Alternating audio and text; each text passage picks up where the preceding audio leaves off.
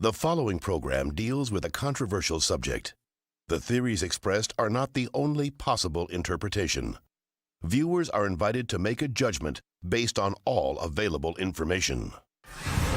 Tonight, liftoff. We have a liftoff. we investigate the most extraordinary event of the 20th century. It's one small step for man, Man landing on the moon. one giant leap for mankind. But believe it or not, some people say it never happened. This whole thing was a fake. Decide for yourself as we explore the evidence, The Eagle has landed. analyze official government photos, What a ride, what a ride. examine the films, The flag flaps on the moon where there's no atmosphere. and hear the testimony of one former astronaut who's not afraid to speak his mind. NASA could have covered it up. Could the government have orchestrated the deception of the century? NASA could have pulled off the greatest hoax of all time. You be the judge. On Conspiracy Theory, did we land on the moon?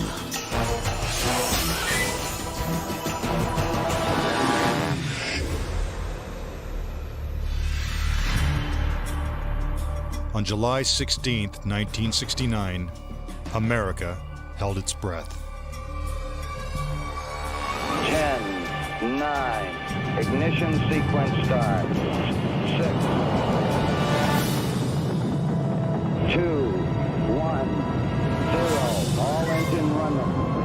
Liftoff. We have a liftoff.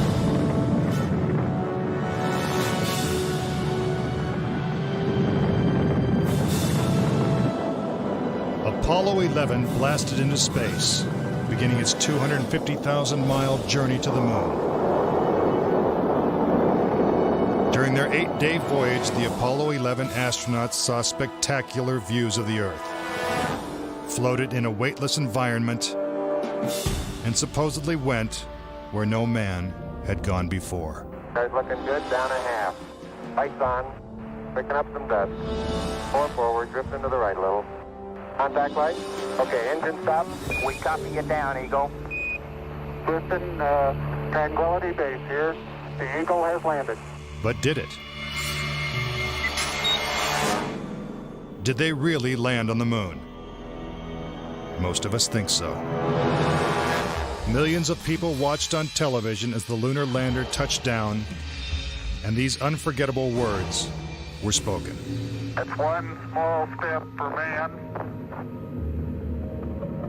one giant leap for mankind. But even today, there are those who claim that believing in man's one small step requires one giant leap of faith. Bill Casing was an analyst and engineer at Rocketdyne, the company that designed the Apollo rockets. There were many problems that evolved during the 60s that led people to believe that we're never going to make it to the moon.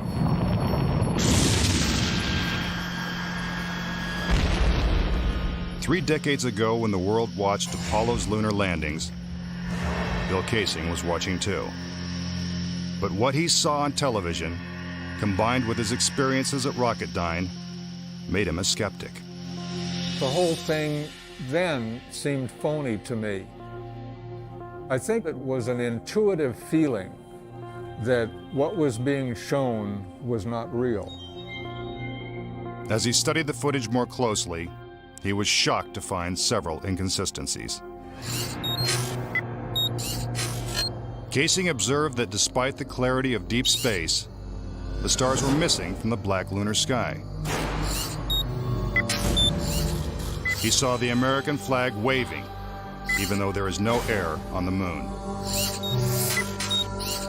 And he discovered that there was no blast crater beneath the lunar lander, where its powerful rocket engine had fired. This evidence convinced Casing that we never sent a man to the moon. But NASA dismisses these charges. There are always going to be people who believe some outlandish theories, and the notion that we somehow were able to fake the lunar missions is pretty outlandish. As outlandish as it might seem, it has been estimated that as many as 20% of Americans believe we never went to the moon. But how could anyone think that one of the greatest moments in human history is a hoax? Is it really possible that NASA deceived the world? According to a former astronaut, it's entirely possible. Regarding the Apollo mission, I can't say 100% for sure whether these men walked on the moon. Brian O'Leary was a NASA astronaut in the 1960s and served as a science advisor during the Apollo moon missions. It's possible that NASA could have covered it up just in order to cut corners and to be the first to allegedly go to the moon. Was getting to the moon first so important that our government would consider faking it? To find the answer, we have to go back 40 years, to a time when America and the Soviets were locked in a struggle for world domination. People assumed that the nation that won the space race would win the Cold War. We defined that as being first to the moon. It was a time of more or less national hysteria. On October 4th, 1957, the Soviets terrified America when they sent Sputnik, the world's first satellite, into orbit.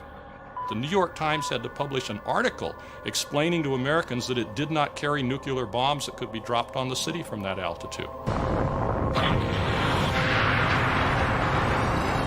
The American public's fear of nuclear annihilation intensified as Russia took the lead in the space race. House Speaker announced in Congress that we may be headed for extinction. Many feared that the Soviet Union's ultimate goal was to put a missile base on the moon. Meanwhile, America's space program was having difficulty even getting off the ground. The chances of getting to the moon and returning safely to Earth were something like 0.0017%. In other words, virtually an impossibility.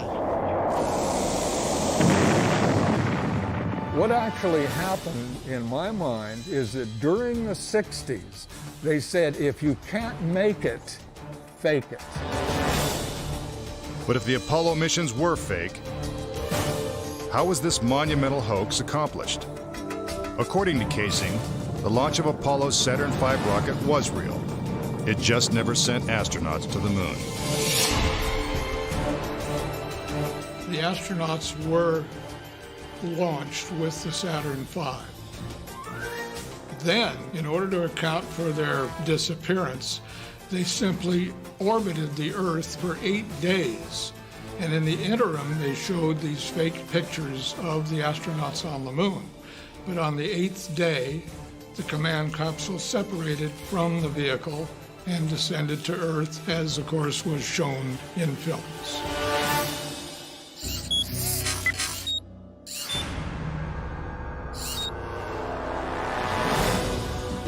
This theory inspired the 1978 movie Capricorn 1, in which the government attempts to fool the world by faking a mission to Mars. We do not claim this planet in the name of America. We claim it in the name of all the people of the planet Earth.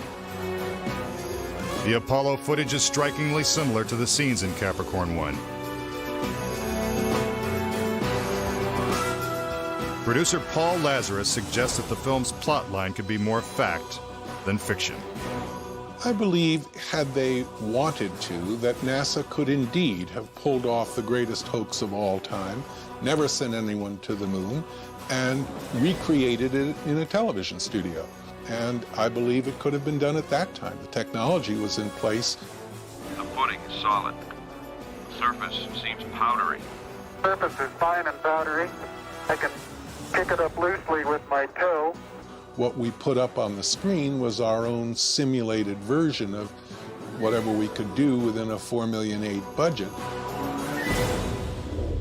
But with NASA's $40 billion budget, Casing believes they had the resources to pull off a hoax if they couldn't make it to the moon. The reason I believe that NASA and the government faked the moon landing was basically it was technically impossible to do it. And they simply had to come up with some sort of alternative that they felt the public would believe. Casing theorizes that the lunar landings were actually filmed in Nevada's high desert, at the top secret military base known as Area 51. Area 51 is one of the most heavily guarded facilities in the United States. If you went in and tried to get some information, you could be shot and killed without any warning. Russian spy satellite photos of Area 51 reveal not only a series of hangars that resemble movie sound stages, but also barren moon-like areas which coincidentally are covered with craters. Compare this photo of a lunar crater allegedly taken from the moon's orbit by Apollo 10 with this satellite photo of a crater at Area 51. Even astronauts acknowledge the similarity of the terrain. It has a stark beauty all its own. It's like much of the high desert of the United States. Could billions of people really have been fooled into thinking the Nevada desert was the moon? Casing believes it's possible, and maybe the real reason Area 51 is so heavily guarded. This is a very secret base, and with good reason, because undoubtedly the moon sets are still there. And if they are, no one's getting a look at them anytime soon.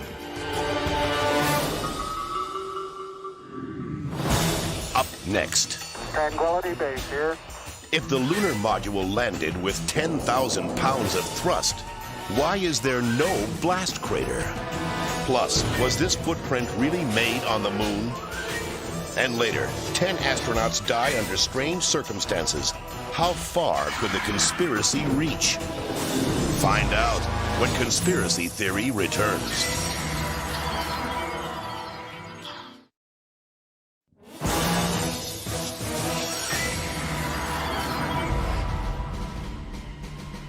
We've all been led to believe that on July 20th, 1969, the Lunar Excursion Module, also known as the LEM, carried American astronauts to the surface of the moon.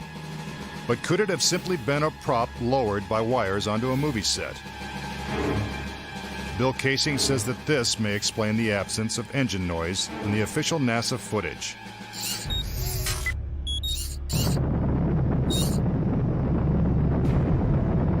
The noise level of a rocket engine is up into the 140, 150 decibel range.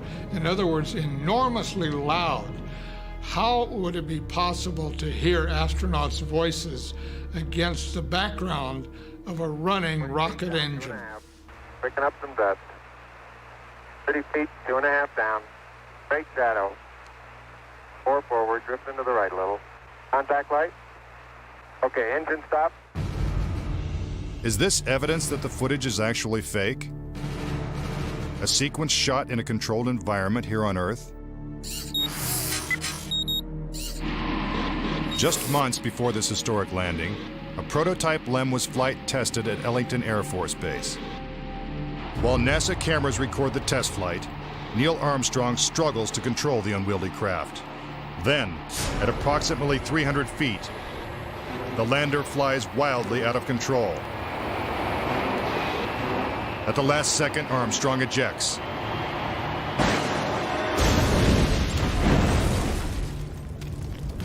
And floats to safety.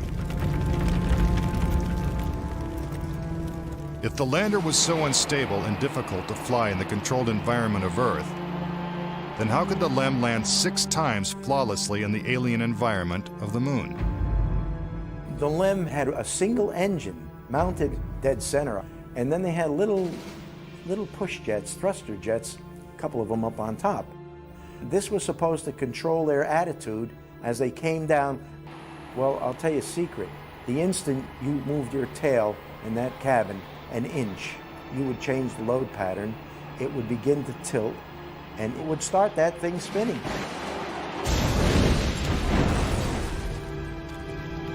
The arguments that have been arrayed on the side of those who believe that the lunar landings were a hoax are very elaborate, and they have to be to support a theory like this. In the end, there's one set of evidence that is irrefutable, and that is that there are footprints, boot prints, still on the lunar surface. But conspiracy theorists say that the footprints themselves are suspicious.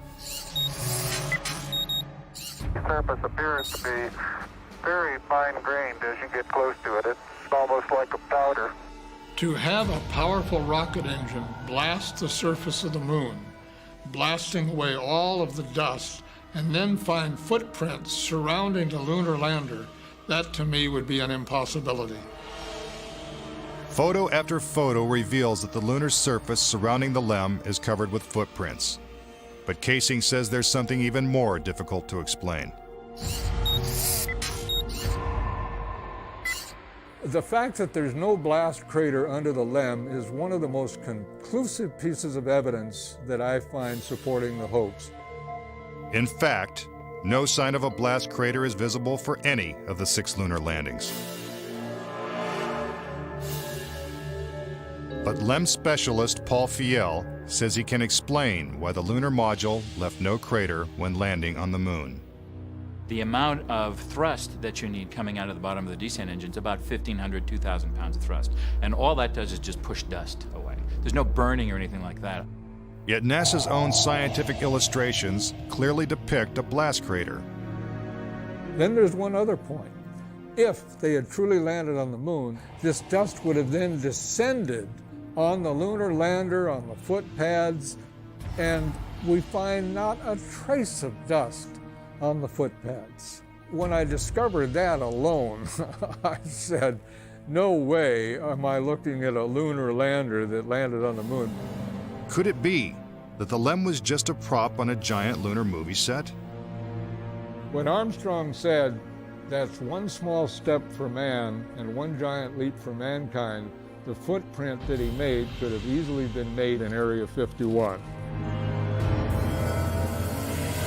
Casing points out that the LEM's departure from the lunar surface is even more suspicious.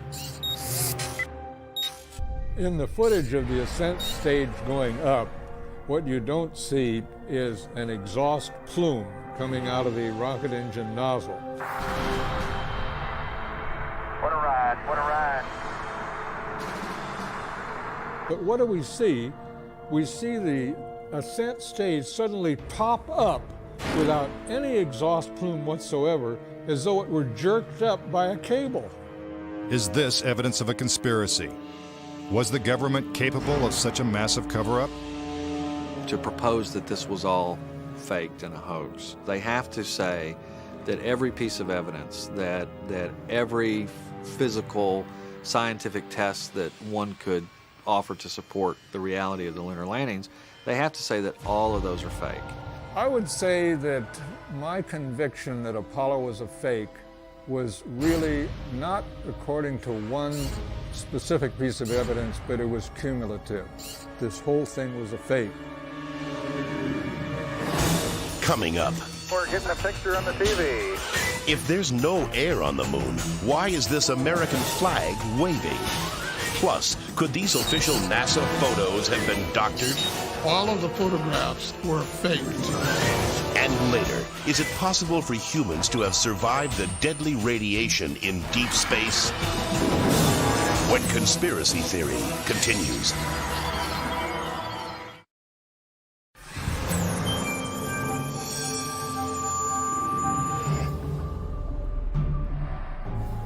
If the moon landings were actually filmed on a movie set, then where's the evidence?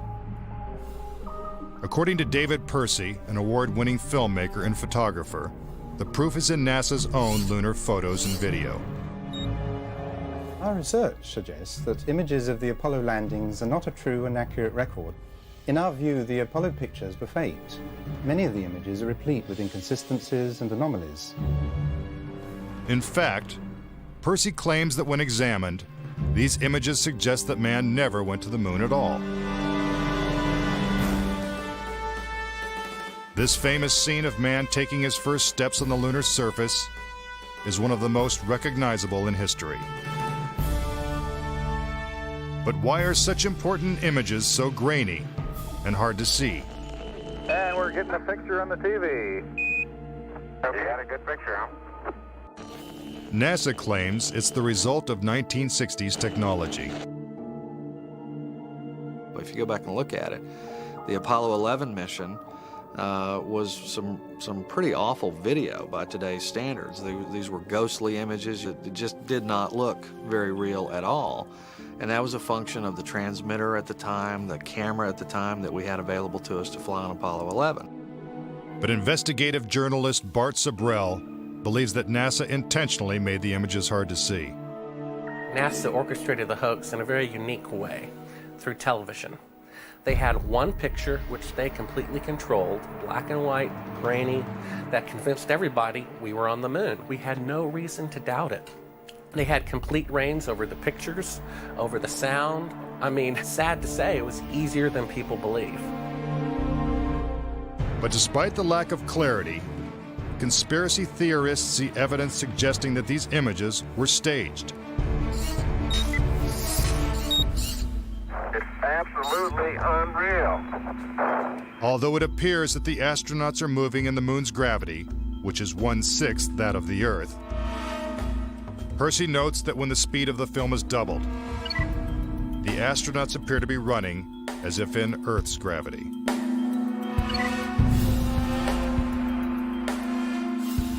Also, when the footage of the lunar rover is doubled in speed, it looks as if it's driving here on Earth. But there's another reason some believe the Apollo missions were shot on Earth.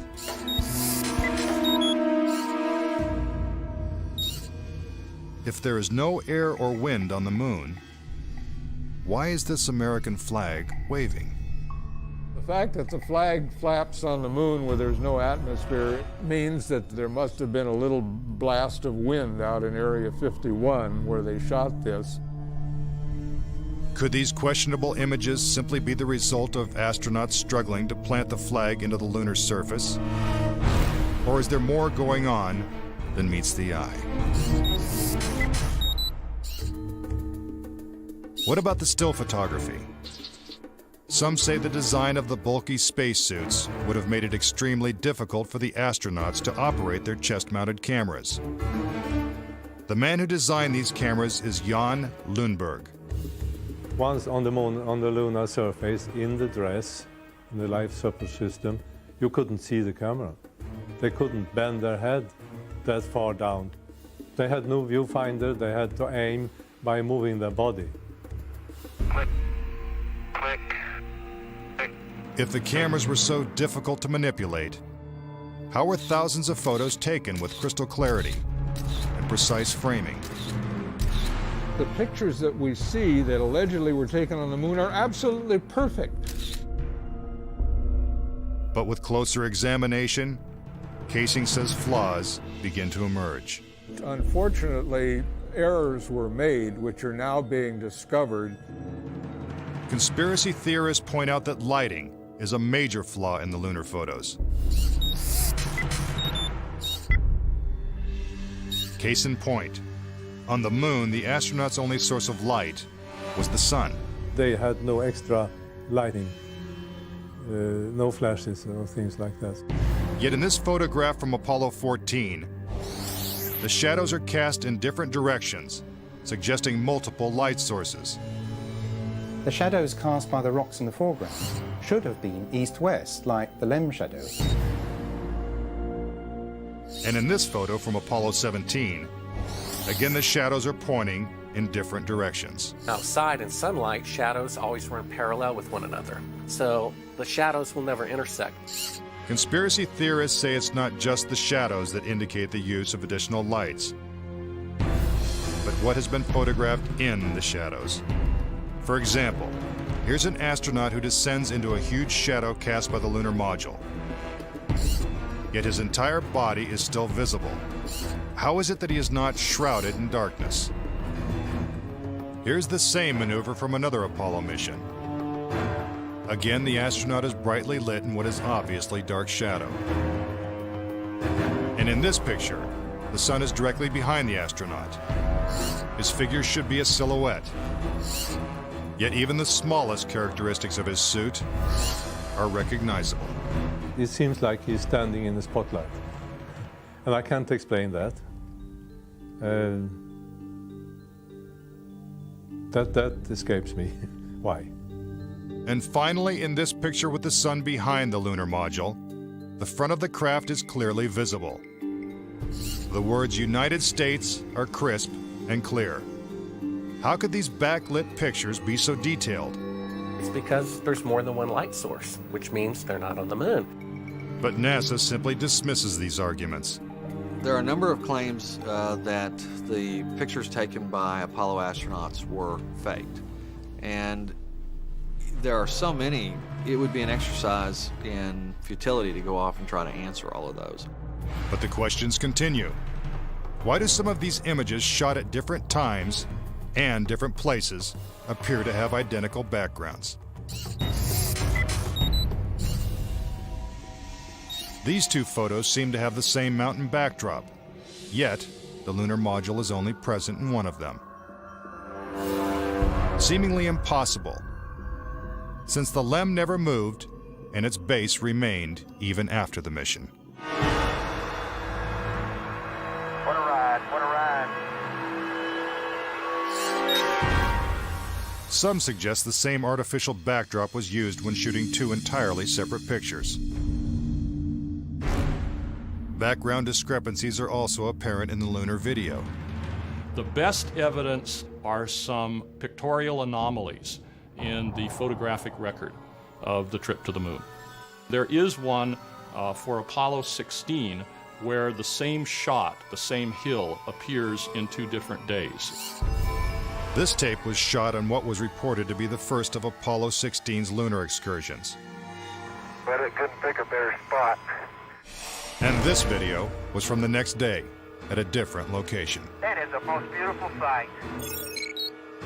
NASA claims the second location was 2.5 miles away. But when one video is superimposed over the other, the locations appear identical. The conspiracy theorists see that as evidence that we didn't go to the moon, that it was staged, and the opposite point of view is that it's a case of bad editing. It's absolutely unreal.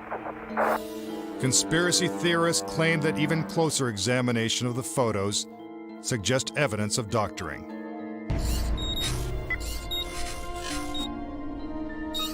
For reference, crosshairs were permanently etched into the lunar cameras, so they would have to appear on top of every image. But in this photo, a crosshair is behind a part of the lunar rover. This situation is impossible and has to be the result of technical manipulation and doctoring of the image. And in this photo from Apollo 11, the equipment in the foreground is covering the crosshair, not behind it. And in another from Apollo 12, the American flag is covering one crosshair and the astronaut is covering the other. When presented with these questionable photos and videos, NASA refutes the conspiracy theories. Some range from incredibly complicated to incredibly goofy.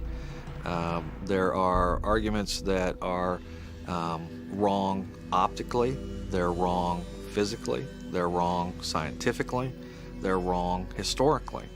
There's a great deal of claptrap that is sort of woven in to these arguments. But despite what NASA says, conspiracy theorists still insist that Apollo was a hoax. When I looked at all the pictures and all the footage, I'm absolutely convinced, I bet my life on it, that we didn't go to the moon. I know for a fact that we didn't. Coming up next, tragedy strikes the Apollo program. The program could be stopped dead in its tracks. 3 astronauts die in a pre-launch simulation. But was it an accident? He was going to blow the whistle on the whole project.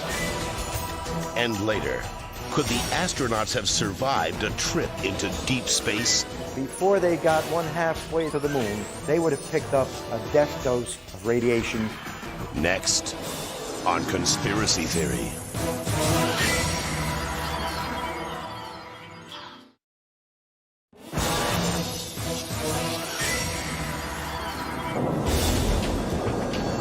If what conspiracy theorists say is true, how could NASA perpetrate such a widespread hoax without someone from the inside blowing the whistle?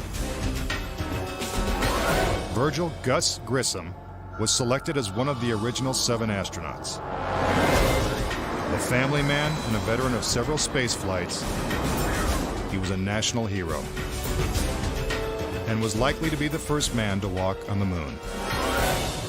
But Grissom was also an outspoken critic of the space program and was quoted as saying, "Someone's going to get killed." Unfortunately, Grissom's worst fears were soon realized. On January 27, 1967, 2 years before the first moon landing, Grissom and his crew boarded the Apollo 1 capsule for a full-scale simulation. The problems began almost immediately. First, the capsule's communication systems failed. You copy? No, I didn't read you, Chuck, at all. I can't read you, Chuck. You want to try the phone? Hey, how do I get the moon? We can't pass between 3 buildings. I can't hear us. I just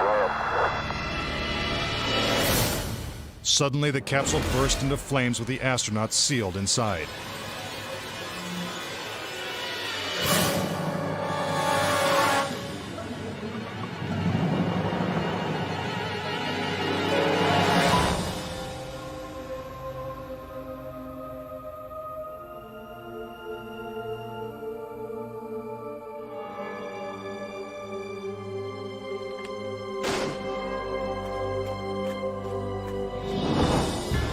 Tragically, Gus Grissom, Ed White,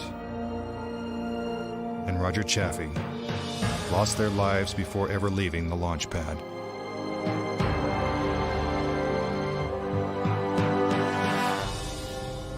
Gus Grissom's family believes the Apollo 1 fire was no accident. I think it was intentionally sabotaged by someone. It's been a question in my mind, what was found in the accident investigation and how was that handled? Was the CIA involved or whoever? But it was done intentionally. Grissom's family doesn't know who was responsible for his death or why it happened. But they say NASA knows the truth. Gus gave his life for this program, and I feel like that it is up to NASA to come forward and give us a direct answer to what really happened. Were Gus Grissom and the Apollo 1 astronauts victims of a tragic accident? Or were they intentionally silenced because they knew too much? We may never know. The cause of the fire is still a mystery, and the capsule remains locked away at a military base. But Grissom wasn't the only Apollo critic to meet with a suspicious and untimely death. Thomas Ronald Barron was a safety inspector during Apollo 1's construction. After the fire, Barron testified before Congress that the Apollo program was in such disarray that the United States would never make it to the moon. He claimed his opinions made him a target. Has there been any pressure on you by NASA? Nothing. We were, my wife and I were somewhat harassed at home when this first thing broke some time back, but it's gone away now. As part of his testimony, Barron submitted a 500-page report detailing his findings. There was a real fear that the program could be stopped dead in its tracks. Then exactly 1 week after he testified, Barron's car was struck by a train. Barron, his wife, and stepdaughter were killed instantly. I believe that Thomas Ronald Barron was murdered because he had the truth to tell about the Apollo project. Barron's report mysteriously disappeared, and to this day, it has never been found. But the Apollo program continued, and so did the string of untimely deaths. Between 1964 and 1967, a total of 10 astronauts lost their lives in freak accidents. These deaths accounted for an astonishing 15% of NASA's astronaut corps. To keep something that's alive wrapped up and covered over, you've got to eliminate all the people that can talk about it. Could the government have gone this far to pull off such an elaborate hoax? NASA says it's impossible. There were probably 250,000 people who were directly involved in the Apollo program, and another 500,000 people beyond that.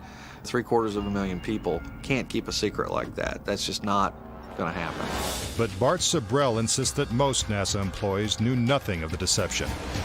Very few people at NASA knew. The thing is so departmentalized. You got the person building the bolts in Houston, or doing this in Seattle, or doing this in Florida. No one knows the full picture. So, you had no one seeing the full picture of anything except a handful of people. If the conspiracy theorists are right, and only a few people knew the whole story, then the truth may remain buried forever. When we return, could the astronauts have survived the deadly radiation of space? Getting them past the radiation belt would have been impossible. And a Russian cosmonaut breaks his silence when conspiracy theory returns.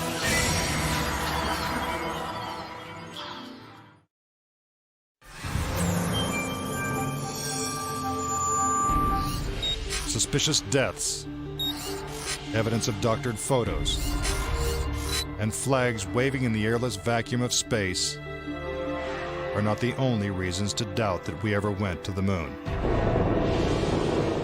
Some say the astronauts could never even have survived the trip.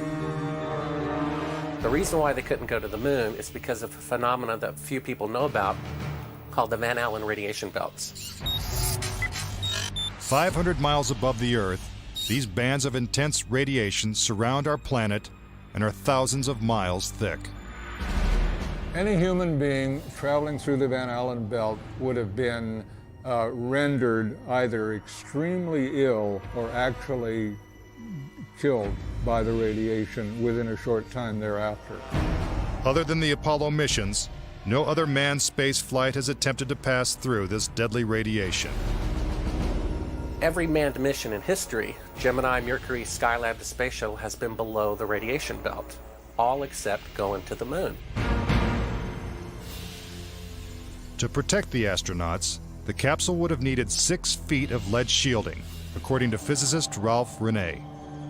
Obviously, the only shielding they had was the literally paper-thin outer hull of aluminum, and their suits consisting of glass fiber, some aluminum fibers, and silicon rubber.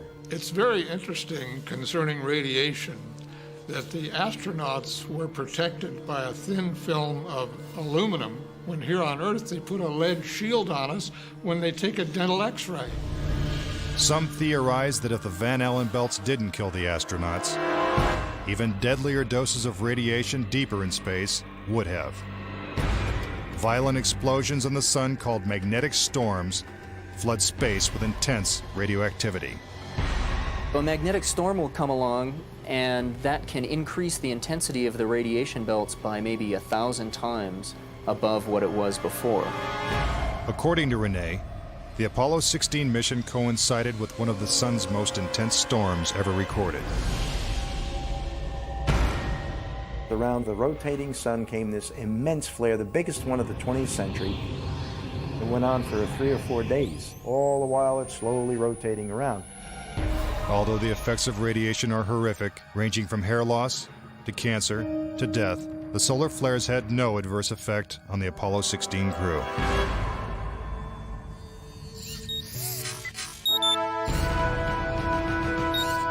NASA had another problem, and one is that the moon's surface is totally inhospitable to man. If you do it in the dark, and that includes any part of the shadow of the spacecraft itself, the temperatures go down to 250 degrees below zero. In the sun, the temperatures go up to 250 degrees above zero.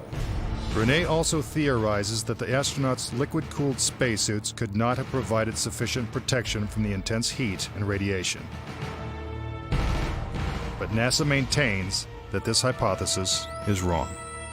The claim that the radiation on the lunar surface would have incapacitated or hurt the astronauts, it's equal parts bad science and a bad understanding of how we went about designing the equipment. The spacesuits that they wore were incredibly tough and very resilient to lots of different things. If those suits do what NASA says they can do, then I want to see them suit up a guy or two, put him into 3 Mile Island, the pit there that's still hot, and have them clean up the mess. But they can't and they don't. The fact remains that no Apollo astronaut has ever suffered a serious illness from a trip to the moon. Could this be because they never left the safety of Earth's atmosphere in the first place? This is the main reason why the Russians never really intended to send the men to the moon. Was it the fear of lethal radiation that caused the Russians to abandon their plans to go to the moon? According to one of their chief cosmonauts, it was certainly a factor. Of course, we were worried to go out into the unknown of space. Of course, we were fearful. We had no idea how human would be affected by the radiation. We suspected that possibly the radiation could even penetrate through the craft itself. Are the deadly perils of space proof that NASA faked the Apollo missions? To this day, the Russians have never sent a man to the moon. And we have no plans to return. A final word when conspiracy theory continues.